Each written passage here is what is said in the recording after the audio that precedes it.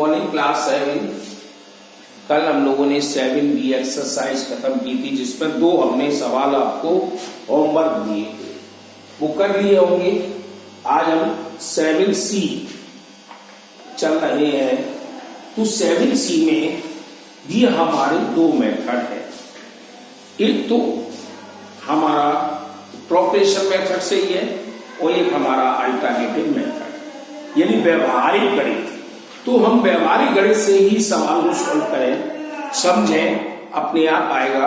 जैसे देखो, if 30 metre of cloth cost is equal to 2400, यदि हमारे 30 मीटर कपड़े की कीमत 2400 है, तो what is the cost of 50 metre cloth?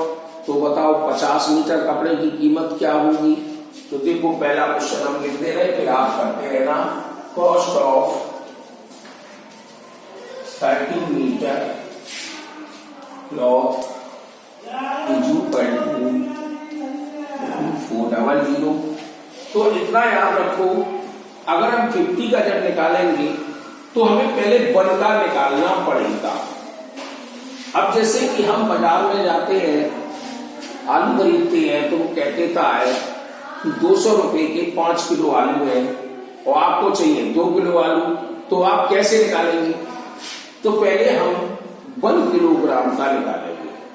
ऐसे ही यहाँ पर 1 मीटर के कपड़े की कीमत निकालेंगे, फिर हम आगे जितनी हमें चाहिए उतना निकालेंगे। तो फिर लिखते हैं हम यहाँ पर कॉस्ट ऑफ 1 मीटर क्लॉथ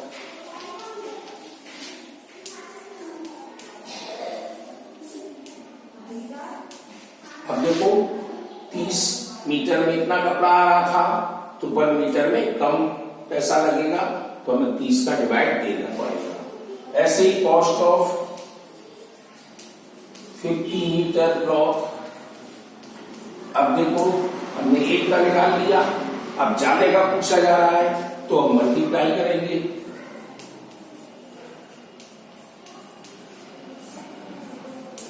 काट दो, 0 3 8 24 0 8 into 50 8 5 जा 40 और 2 0 मीन्स 4000 रुपये हमारे लग जाएंगे।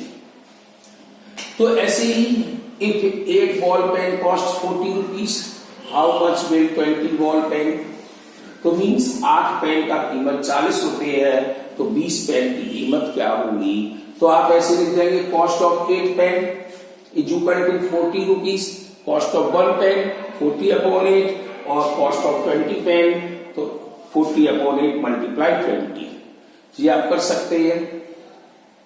ऐसे ही तीसरा क्वेश्चन है, find the price of 744 articles at the rate of 60.25 1 dozen. 1 dozen शब्द आ गया। 1 डजन का मतलब होता है 12। 1 दर्जन में 12 आर्टिकल आएंगे। तो 12 आर्टिकल की कीमत उसने पूछी है कि 60 रुपया 25 पैसे है। तो बताओ 744 आर्टिकल की कीमत क्या होगी? तो सेम इसी तरह हो जाएगा। तो कॉस्ट ऑफ 12 आर्टिकल यानी 1 dozen article is equal to इतना, कॉस्ट ऑफ 1 आर्टिकल और कॉस्ट ऑफ 744। अगला है, if the wages of 15 men for 8 days are 60,000 rupees. अब यहां सवाल समझना है, 3 पार्ट है इसके अंदर। इफ यदि वेजेस कहते तनख्वाह, 15 आदमियों की 8 दिन की तनख्वाह या खर्चा 60,000 रुपए है, तो how much would they receive for 14 days? तो बताओ 14 दिन में कितना रुपया हमारा खर्च हो जाएगा? तो यहां पर मेन जो है 15 है, तो अब आदमी सेम रहेंगे, क्योंकि इसने कहा भी है कि 15 आदमियों की कीमत है तो 8 दिन की, तो हमें रुपए और दिन से संबंध रखना है, आदमी हमारे सेम है। तो हम यहां लिख भी देंगे,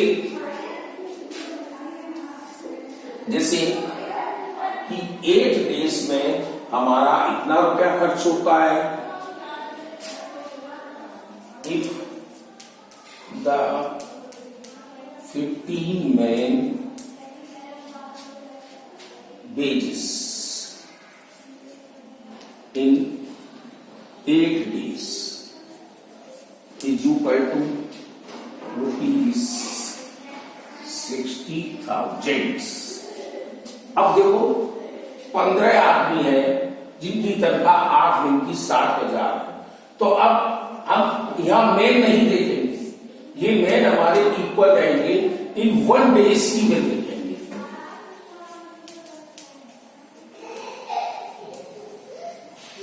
तो इसी तरह से मेन इक्वल रहे।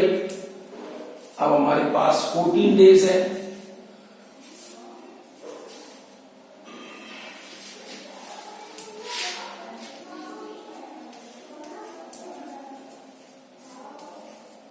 इंटू 14 काट करते हैं आप 7 बार कट गया, 2 7 जा 2 4 जा, 15 बार ये कटा 3 0, 15 7 जा 105 जो निकल गया। आगे हमारी 14 दिन की तनख्वाह 1,05,000। तो आदमी इतना ध्यान रखना है, यहां पर 3 जो चीज दी गई थी तो आदमी सेम माने गए हैं। ऐसे ही अगला है, if the cost car goes 45 metre in 3 second, यदि एक कार 45 मीटर 3 सेकंड में जाती है तो how for does it 5 second, तो 5 सेकंड में कितना जाएगी, इसी तरह कर देंगे। फिर उसके बाद वो कहता है 120 मीटर कितनी समय में जाएगी। इसमें 2 सवाल हैं, तो दोनों को आप इसी तरह कर सकते हैं। तो इसको पढ़ना और करना जितने कर सकते हो, तो कल देखेंगे।